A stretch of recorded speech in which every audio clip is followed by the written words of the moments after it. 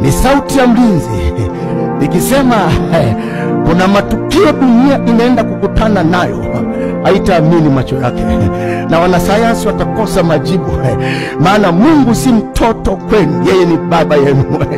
Hamtaweza kumwongoza, yeye atawaongoza, hata watii ninyi, ila ninyi mtamtii yeye. Kuna mabaya yanaenda kutokea duniani, masikio ya watu yatawasha, kuna vifo visivyokuwa na idadi, kuna matukio ya mlipuko yanaenda kutokea. Kwa nini? Biblia imesema siku za mwisho, siku za mwisho kutakuwa kuna mambo mengi mabaya. Kwa nini? Ili mwanadamu ashtuke, ili mwanadamu arejee kwa Mungu, ili mwanadamu atubu, ache njia yake mbaya, rejee kwa Bwana. Usisubiri mabaya yaje.